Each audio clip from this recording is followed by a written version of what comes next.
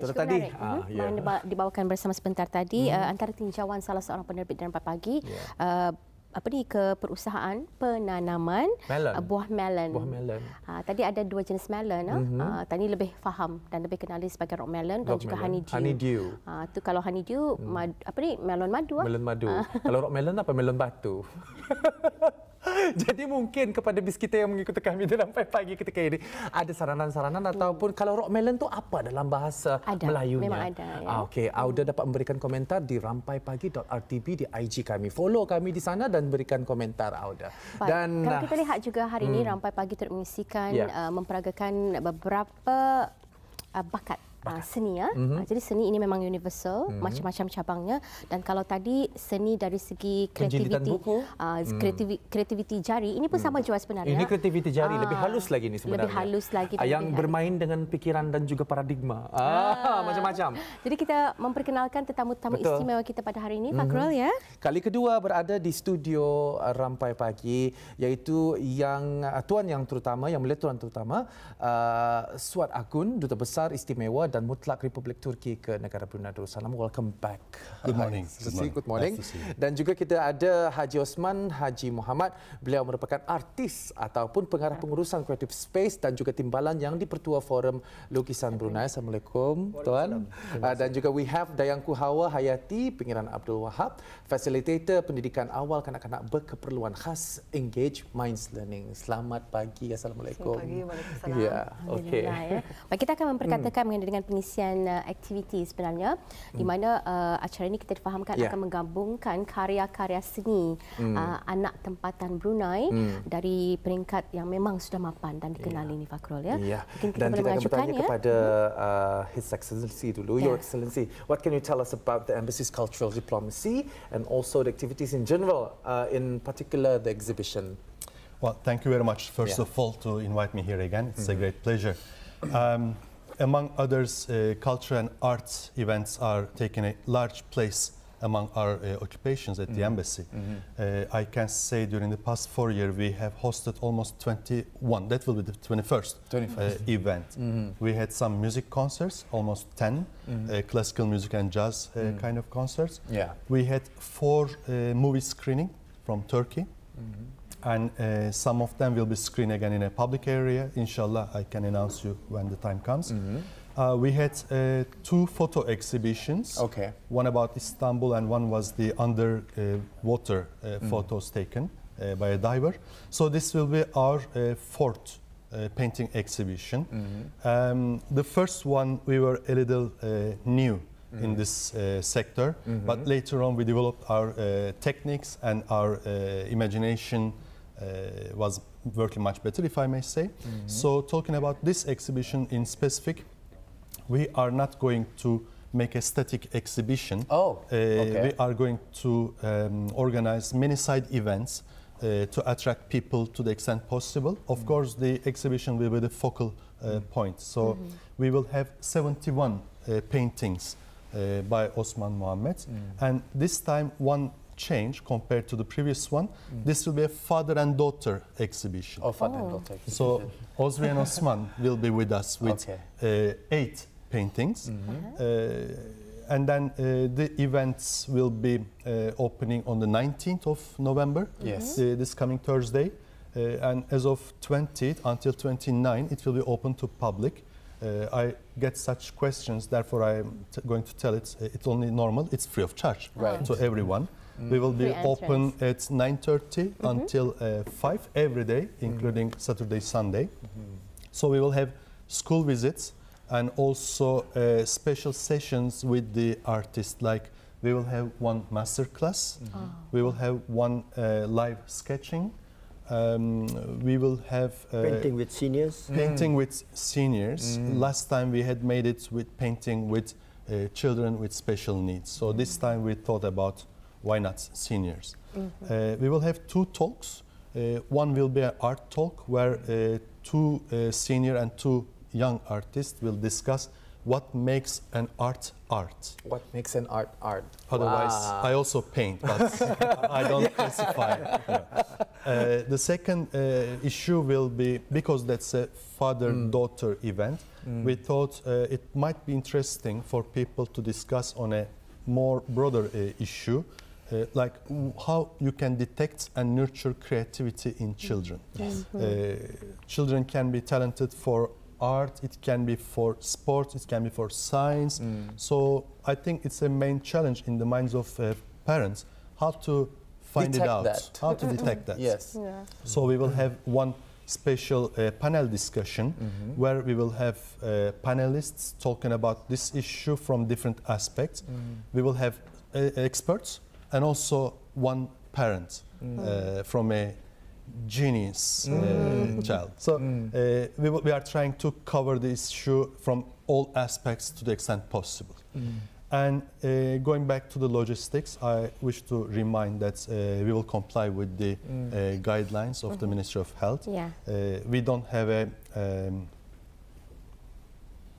scanning thing, but we don't have a code, but we have a list, so we will register everybody's names, and so I will invite everyone to come a little early to the events, not to waste time. Satu pesanan kepada penonton kita ini di Rampai Pagi, ya, kepada Auda yang ingin datang ke sana untuk menyaksikan dialulukan dan juga ada langkah-langkah garis pandu yang telah pun dikongsikan sebentar tadi. Kalau dinyatakan oleh Tuan Yang Terutama sebentar tadi, ia akan berlangsung bermula 19 hari bulan sehingga 29 hari bulan November, dibukakan untuk kunjungan orang ramai masyarakat Brunei khususnya bermula 9.30 pagi sehingga 5 petang setiap hari ini, termasuk Sabtu dan juga Ahad. Kan, dan pelbagai pengisian tadi, pelbagai pengisian dan juga banyak yang akan dieksplor ni.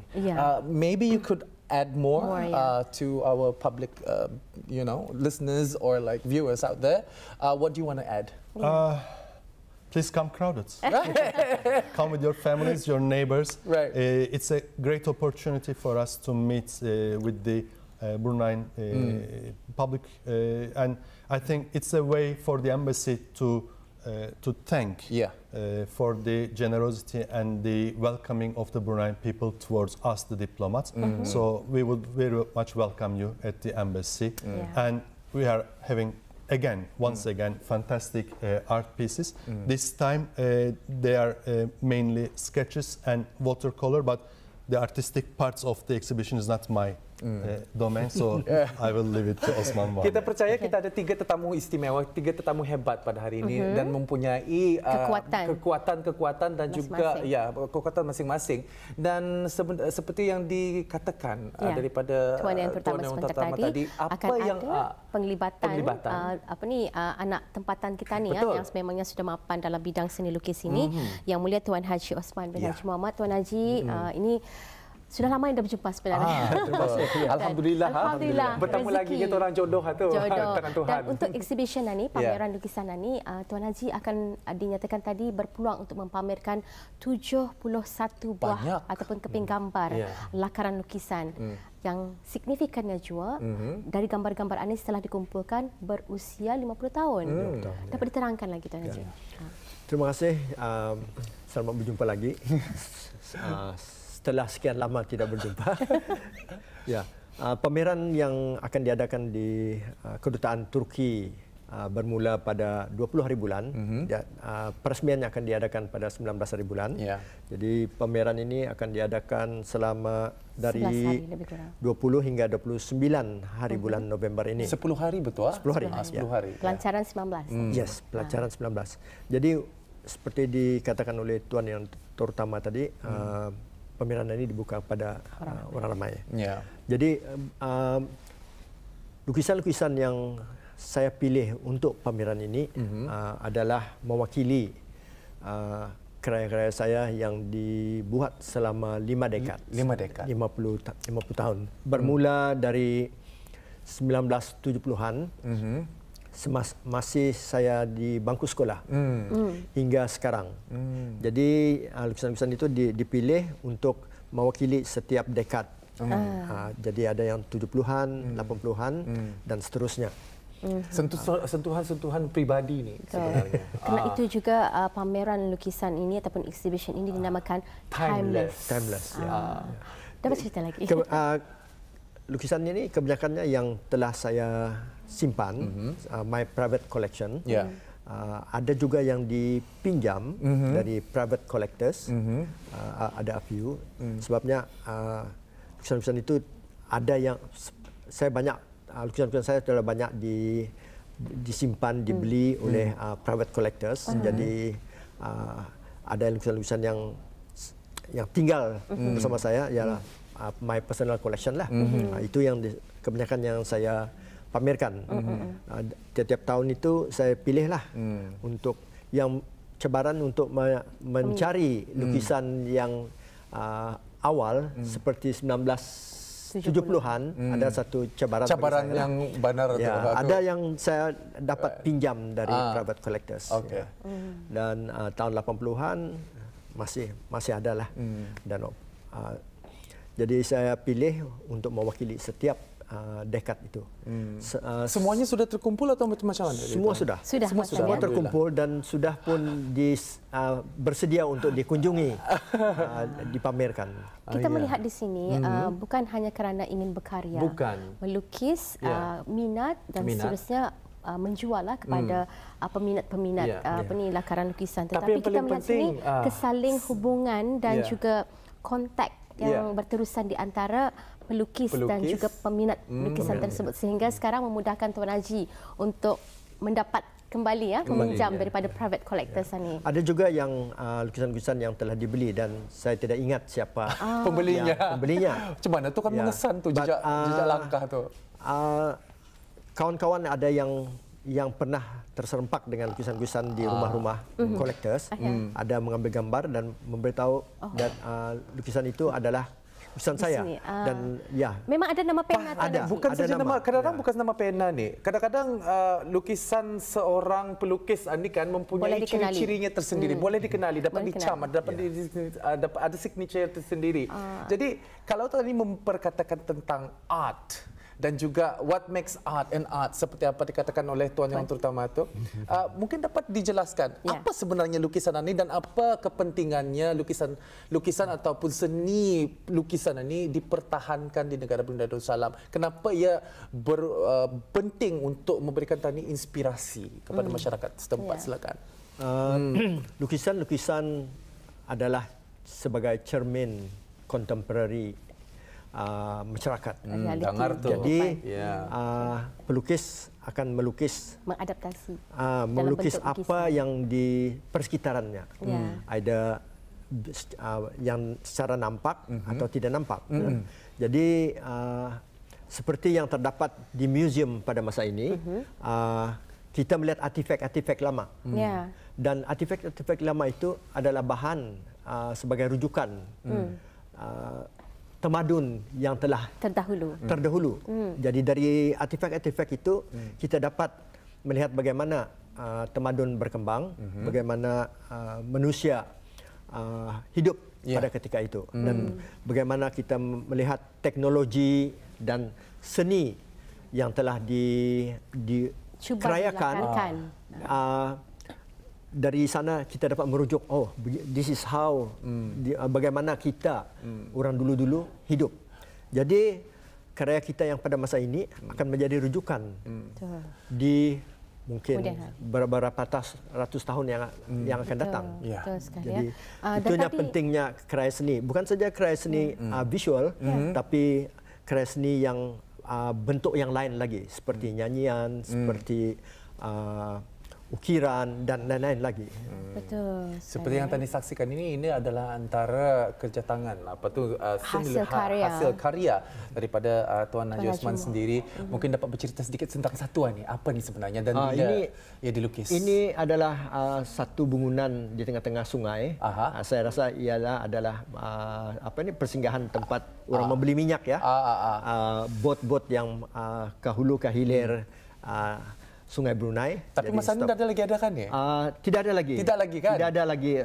Saya nampak rumah ini kalau saya tak silap di depan kampung Pintu Malim. sekarang sudah dirubuh beberapa tahun yang lepas. Jadi semasa melakarkan gambaran ini, masa itu sekitar tahun bila ni Tuan Najib? Ini saya rasa dalam akhir 70-an atau 80-an.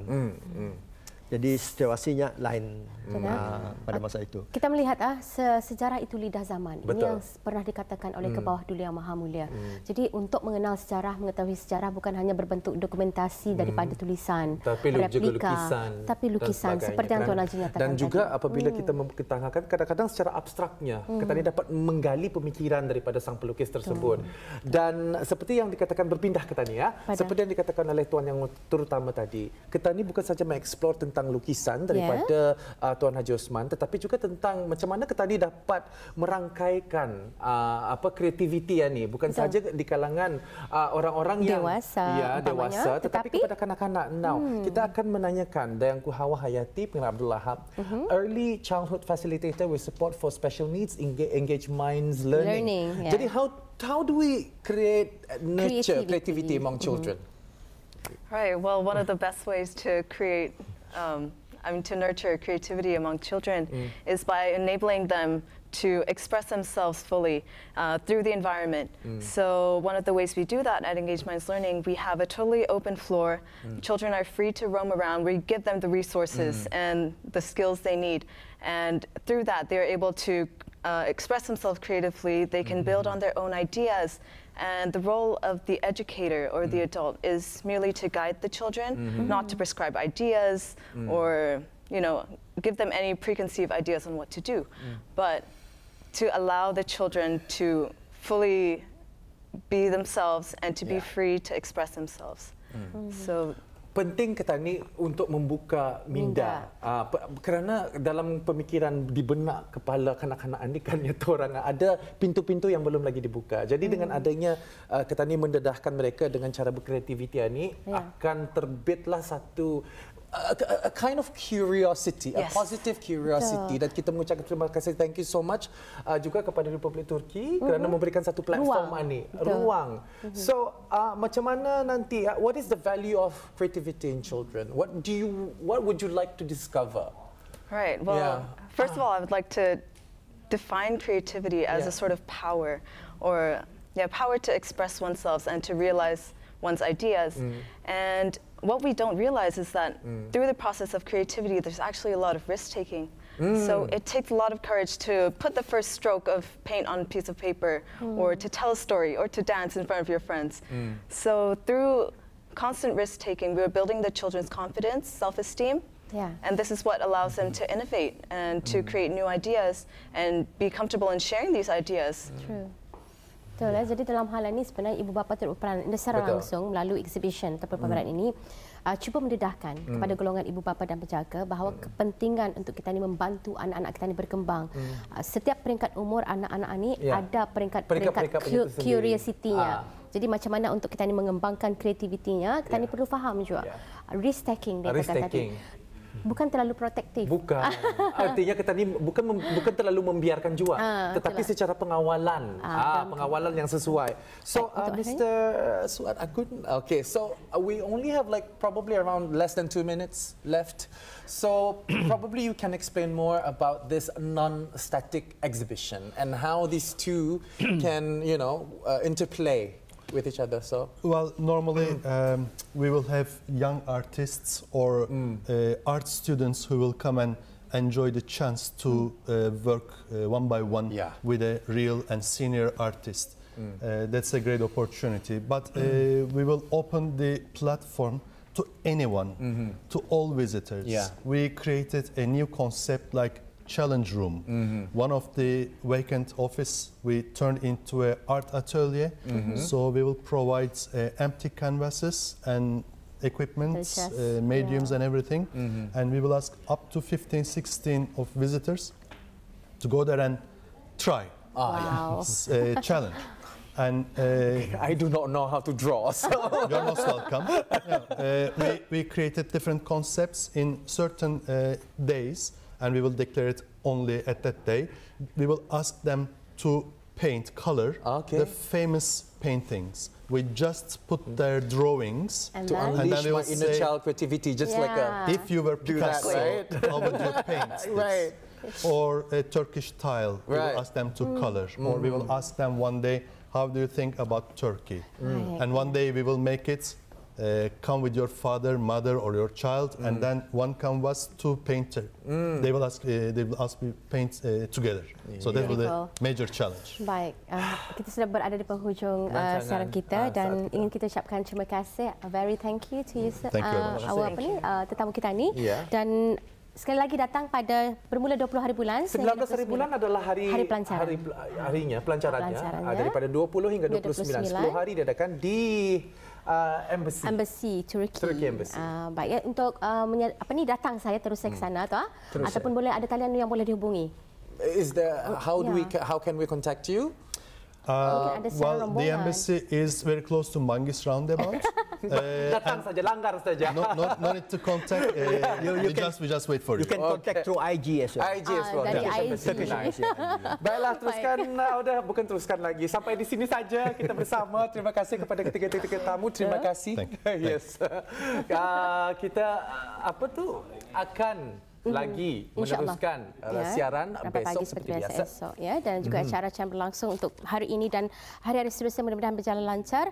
Turut menyokong antarausaha yang dilakukan oleh kedutaan Turki bermula pada minggu depan kerana ia akan menampilkan hasil karya kreatif daripada anak tempatan di samping juga mengajak kita ni untuk mengeksplor bawa tas sekampung ke embassy sana untuk melihat dan juga belajar melukis. Ada yang pandai melukis itu dapat belajar. Jadi sampai di sini saja kita bersama dengan Auda. InsyaAllah kita akan kembali lagi dengan bahan-bahan yang lain pula. Assalamualaikum warahmatullahi wabarakatuh. Dan selamat berhujung minggu.